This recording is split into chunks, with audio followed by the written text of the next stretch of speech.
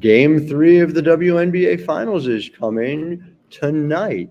Jackie Powell and I are here to get you ready for it. All you need to know, just spoke with players. We are here inside Target Center. We're going to take you inside what you need to know. Locked On Women's Basketball starts now.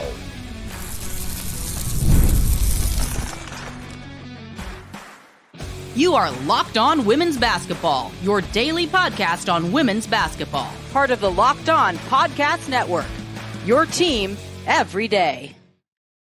Very happy Wednesday to you. I'm Howard Megdal. And I'm Jackie Powell. And we want to welcome you to Locked On Women's Basketball. I want to thank you for making us your first listen every day. Over 200,000 of you showed up in September alone, making sure you show up for us the way we show up for you 6 days a week. Of course, it is not just me. It is the entire team across the board at the NextHoops.com.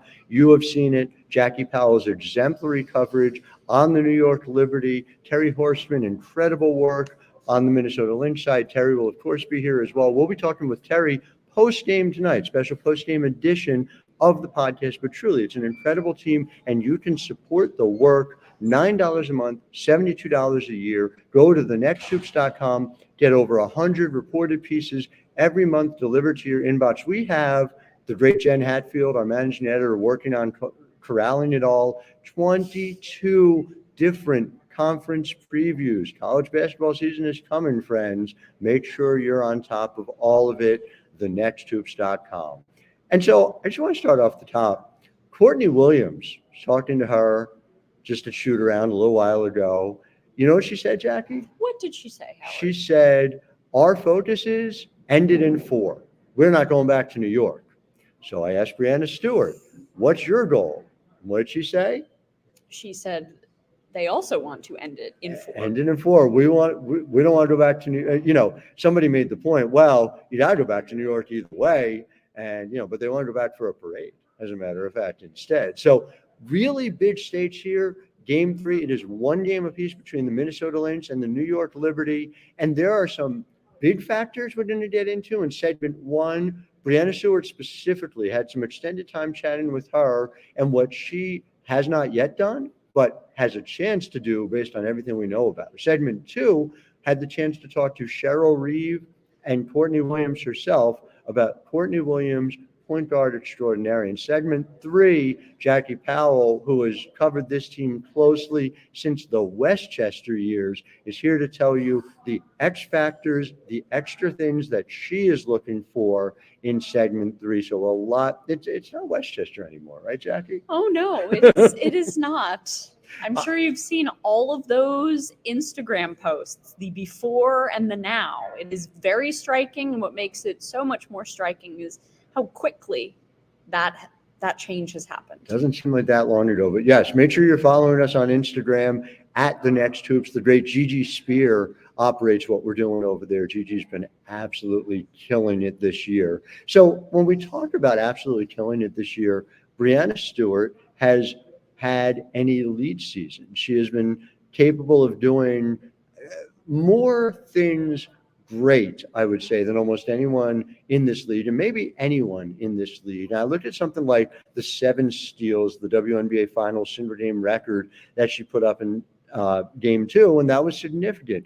But Jackie, you don't see Breanna Stewart, I don't mean you personally, have the Breanna Stewart type offensive game yet in the finals that she's had here. What do you feel like is the difference between top of the line Breanna Stewart offense and what we've seen in first game 1 and then game 2? Well, I think we also have to take a look at what Breanna Stewart's offensive diet has been during the 2024 calendar year. And essentially the plan was not for her to go out and score 40 a game or 22 a game as, typical MVPs do. Mm-hmm. The idea was, how can she be a better decision maker to be able to, I guess, respond to the way that she will be guarded, as the former 2023 MVP. And so what I mean by that is the liberty in their coaching staff, and you all can take a look at this long form story I did about Stewie, As you should. which we will attach in the show notes. But essentially the idea was, how do we really, I guess, not develop, because Stewie already had these skills, but how do we put them into practice? How do you make Stewie into a secondary, sometimes a primary ball handler? And we have seen that throughout this entire postseason. I mean, she had 5 assists in the first half in game 2. And I didn't even notice them. They happened so quickly, and they weren't flashy or anything, but the way that she has stacked up in the stat sheet, or that's not the proper phrase. No, but it is. It's exactly it. Yeah. She is the stocking stuffer of statistical contributors. And I say that as somebody who's never hung stockings, but I've heard from other people that's how it's done. So she said, when I asked her about this, a couple of things. Number one, it is comforting to her to know that this performance, the Stewie goes for 35, is there. It's in the bag. It's there waiting for her to potentially pull out if they need it over the course of the remainder of this series. But she also said, look, this is where the defense is giving me. And so I am also comfortable facilitating for others. Like you said, This year, and you wrote about it really well, that point Stewie has become more and more of a thing for Sandy Brondello and the coaching staff this year. It's something she's very comfortable doing. It's something that, taps into a skill that, frankly, she brought to the league and has been improving even beyond it. But the other thing about it, and you and I have this conversation on Press Row in real time, right? This idea that, look, she is 6'4" with a 7'1" wingspan, so she's going to be able to get whatever shot she wants. When she wants to get a shot off, somebody's not going to stop her from doing it. So that makes it a different decision tree at that point. When do you make the choice to shoot? When do you make the choice to distribute? And it's hard to say that she's making the wrong choice, especially following a 14-point win. It is notable she took 18 shots. Breanna, in a similar scenario, also had 5 assists for the game. She went 5 for 9. The difference between 5 for 9 and 8 for 26, which is what Breanna was in game 1, is enormous. And it's counterintuitive, but the value of 5 for 9 is significantly better. So for Stewie, it may not be a 35-point game is what they need in order to win in game 3. Yeah, and okay. So I was talking to Sabrina Ionescu this morning about her evolving defense. Yeah. And so what's on her mind is being able to have as much in the tank as possible to play 2 ways, to play on both sides of the floor, of the ball, whatever the phrase may be. Right. And so she seems okay with having 9 shots, 5 assists, 4 rebounds, 2 steals, if that means that her team is going to win convincingly. Nobody on this team seems reluctant to do what it takes to win, which, by the way, is identical on the Minnesota side, which, by the way, is how teams end up in the WNBA Finals. But Courtney Vandersloot, I mean, this continues to blow my mind. The Courtney Vandersloot, who is a future Hall of Famer, we're going to be covering her Hall of Fame induction speech someday. I think it's hard to argue she isn't a top 3 point guard in the history of this league. And she is coming off the bench. And she is not just coming off the bench. She is coming off the bench like a woman possessed, doing everything that the team asks of her in that moment. It's a remarkable thing. Leonie Fibic is managing at times to only take a couple of shots per game, but is not forcing it as a rookie. It is an incredible thing to see. And I mean, we could talk all day about Benigilini Hamilton. I want to put that in the show notes too, because your article about B was wonderful, remarkable, really impressive. I'm just blanking on it, Jackie. Do you remember where she went to school?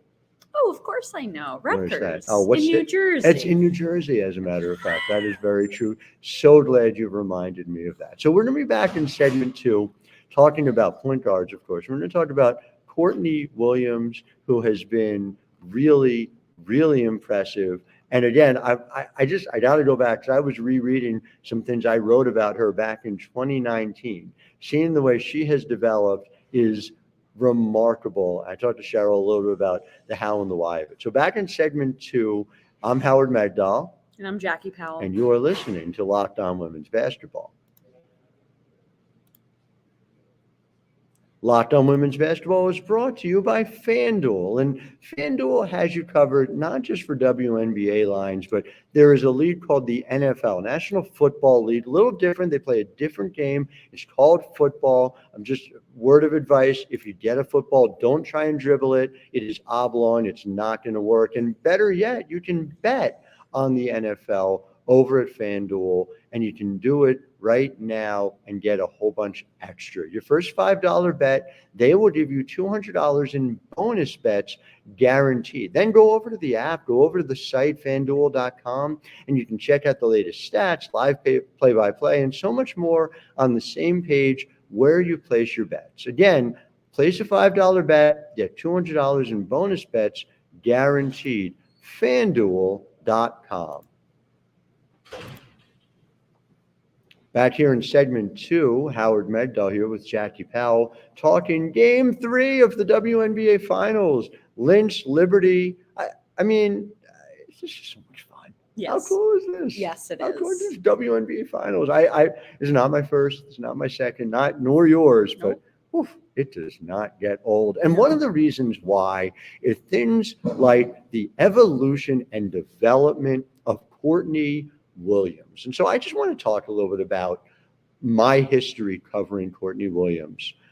Courtney Williams was a standout in the AAC. She was playing for South Florida.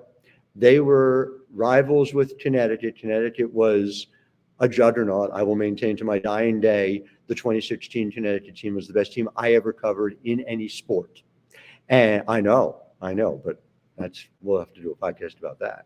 So Courtney Williams was unafraid of that team that went out and crushed everybody. Courtney Williams would get her shots up. They couldn't stop her. They were ultimately able to beat South Florida because the team top to bottom, there were, I'm estimating it, but I think 37 future WNBA players on that 2016 UConn team. But it was like a remarkable thing that Courtney Williams could not be stopped. She found her way into the league. Phoenix drafted her, and you had a conversation with Sandy Brondello about Courtney Williams, right? Oh, yes. And Sandy Brondello still regrets having to trade Courtney Williams. Sandy Brondello took ownership for drafting Courtney Williams, that she was the one who was scouting her and just had a really good feeling about her. Sandy Brondello, an elite multi-tiered guard, but primarily a point guard. Courtney Williams, not a point guard in this league for the first half dozen years of her career. So 2019, she is an extremely important part of that Sun team that reached Game 5 of the WNBA Finals. Courtney Williams, I have said this to you on press row, I would give anything for one day feeling what it's like to be able to jump as high as Courtney Williams does. And yet, this queen of the mid-range jump shot has turned into not just a facilitator, not just the unlikely heir to the Lindsay Whalen position that had gone, let us say, relatively unoccupied for the last 5 years here in Minnesota. And listen, that replacing Lindsay Whalen, not an easy thing to do for anyone.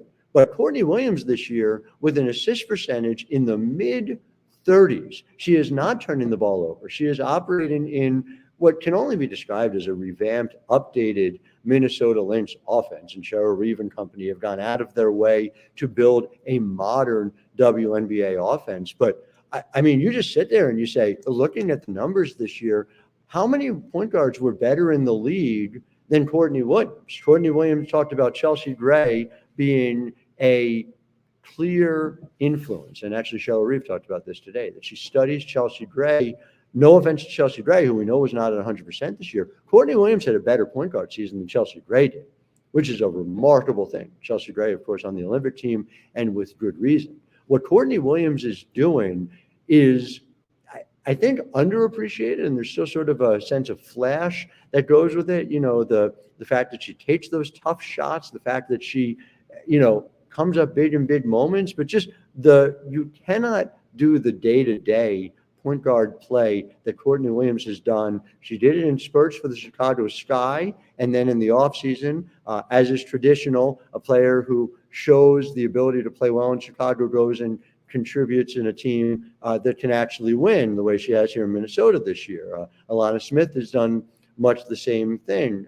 Leonie Fibich, of course, her rights were traded from Chicago. That's probably a podcast in and of itself. Oh, yes, it is. But I think what's interesting also about the Courtney Williams story is what I think we're learning is that combo guards are having a moment in the WNBA, and they will only continue to.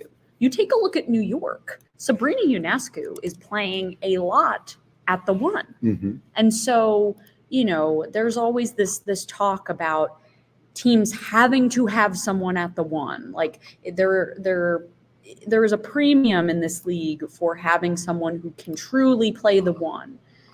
I think we're slowly moving away from that, and combo guards are really starting to have their moments. Listen, we're saying different things, but in a similar way. Okay. I think that you absolutely need the playmaking guard to be elite, but what you may not be able to have anymore in this league is the classic point guard who can't shoot the three. So having somebody who, and Courtney's sort of right in the middle, right? Because she stretches the defense simply because you have to honor her mid-range jump shot, but she hits it well enough. She's a career 37% shooter from three. She was at 33.3 this year, north of 44 last year. And so it needs to be both of those things. So yeah, maybe that's combo, but again, it doesn't mean you can move away from a playmaker position as well. And so the number I keep seeing in my head when I watch Courtney Williams is 37%, which is, practically Vandersloodian in terms of his efficiency. And she managed to do that this year. It's a career high in by far the most minutes she's getting as a point guard. Well, the turnover percentage was 17.7%, really low, especially considering what she was doing, the plays she was having, the ball in her hands. And it was funny, Cheryl Reeve, it was almost a monetary element to it. When I asked her about it this morning, she said, look, she's added value to her career, that two guards come and go, but somebody who's able to play the elite one and the two, it's the reason why people are as excited as they are about Paige Bueckers coming out, and why they were as excited as they were about Caitlin Clark coming out last year as well. It's somebody who has the opportunity to do both. So I think it's like the definition of it is switched as to what a point guard is. But yeah, you still ultimately, as great as Alyssa Thomas was as a facilitating forward, that hasn't been enough to get Connecticut all the way to the end. One team's going to win this year with either Courtney Williams or Sabrina as your point guard, and I think that's really significant. Oh, absolutely. Absolutely. You have guards who can stretch defenses. It's really exciting to see the way these offenses are working collaboratively. I am very eager to talk more about what are the keys beyond it. But just the bottom line with Courtney Williams is her value moving forward to the Lynx and within this league cannot be understated anymore. And she was not on the first team or the second team. My guess is this will be coming out early afternoon. So let's put it that way.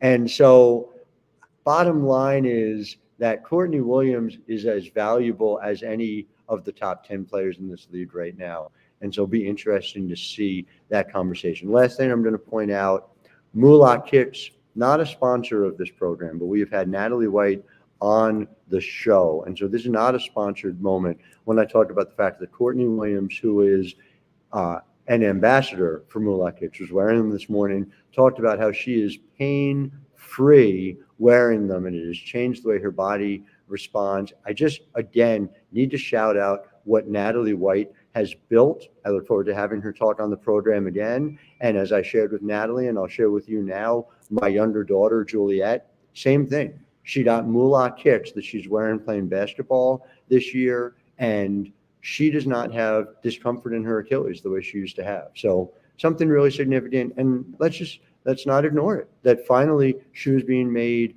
by women for women, a very big deal. I know it sounds sponsored. It's not. I just think it's really important for people to understand what Natalie White and Moolah Kicks is all about. So back in segment 3, we're going to get Jackie Powell's keys to game 3. I'm Howard Megdal. And I'm Jackie Powell. And you are listening to Locked On Women's Basketball. Locked On Women's Basketball is brought to you by Game Time. GameTime.co. That's the URL. You can go to the app, which is what I have. Gives you the opportunity to see the game, the concert, the play in exactly the way you want to do it.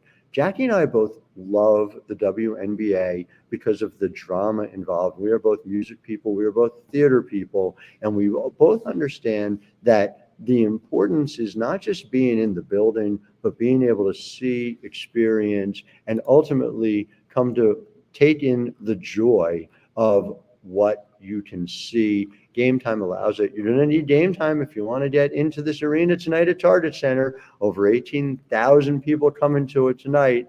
You can go right now, get one of those last-minute deals all at Game Time on the app. Download it, create an account, and use the code LOCKEDONNBA for $20 off your first purchase. Terms apply. Again, create an account and redeem code LOCKEDONNBA for $20 off. Download Game Time today. What time is it? That's a particularly fraught question for us here in the Central Time Zone, but actually, it's always game time. Well done, Jackie Powell. So we are back here. Game 3. It's coming tonight. Oh, man, am I excited about it. We talked Stewie. We talked Courtney Williams. We're like, what do you have your eye on? You always have your eye on the things that matter. Oh, well, I mean, on the Minnesota side, we're going to all have our eye on how they start. I mean, Cheryl Reeve has been banging the gong, the drum, whatever it is, just about her team getting off to better starts in the first quarter. And so we have been asking her, what is the reason for this? She essentially says that it's about who wants it more. It's about will.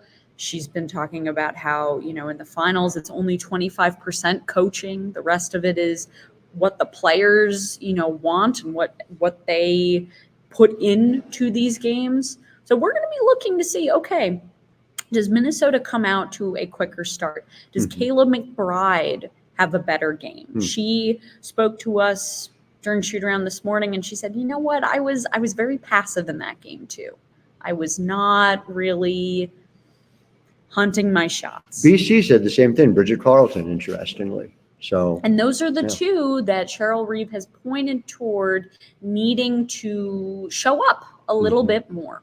So Minnesota, that's what I'm looking at. The start and how do their sharpshooters do? Makes sense. On the New York side, what it's going to come down to is who outside of Sabrina Ionescu, Breanna Stewart, and Jonquel Jones is going to give the Minnesota Lynx problems? Who is going to be that one who essentially proves that, you know, this team was assembled the way it was for a reason? In game 2, that was Benijah Laney Hamilton. Sure was. And as you said earlier, we could essentially do a whole podcast on that Benijah Laney Hamilton game 2. Remarkable. Game 1, it was Leo Phoebish. So what I'm going to be looking for is who is going to be that person in game 3? Is it going to be Kayla Thornton? Is it going to be Courtney Vandersloot, who, as you alluded to before, essentially every time she comes in off the bench, is on a mission. You can see it in her face. You can feel it in the way she's playing, you know, not just offensively, but defensively as well. Courtney Vandersloot has been through a lot in the calendar year of 2024. And seeing her have a standout performance would be a story to behold. Yeah. And a story you'll tell, which I look forward to as well. And so, if it happens, if she goes off. If it happens, it'll be fascinating to see. Niara Sabally too, by the way. That was really impressive. And our Rob Knox wrote a little bit about what Niara was able to do in game 2. But you know, she held her own in a WNBA Finals game that was intense, that was fast. I thought it showed sort of a new level of growth for her. You had written a terrific story about her earlier this season.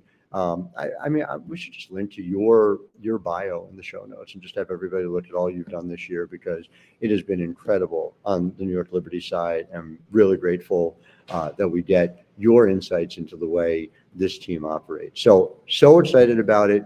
Can't wait to see what's next. And as a reminder, post-game tonight, Terry Horseman will be with us talking about everything that happened there, but make sure you're tuning in. I'm sure you are. And again, thank you for making us your first listen today and every day. For your second listen, I have to tell you, I was on my way into Target Center. And I was like, who are those men on, like, there were pictures and it was like, they're Lynx jerseys, but they're not Lynx jerseys. They're like the same color, but it was like wolves, right? And so it turns out there is a league called the NBA, the National Basketball Association, where men have the opportunity to play basketball. You might be really confused about that. All right, how do I learn more about it once the WNBA season is done? I'm going to have this 2-week period before women's college basketball starts. Locked On NBA has you covered from the East and West contenders to the potential tanking teams. A 6-episode series with everything you need to know about the NBA season. Find Locked On NBA on YouTube or wherever you listen to podcasts. And I looked into it, and right here in Minnesota, they have a team. It's not the Lynx, but they have a team. So I would encourage you guys to check it out. Jackie Powell, thank you as always for your insights. It's delightful to see you. She and I are going to go find a Juicy Lucy somewhere. Until tonight, I am Howard Megdal. And I'm Jackie Powell. Want to tell you thank you for making us your first listen every day. We'll be seeing you soon. Have a wonderful Wednesday, everybody.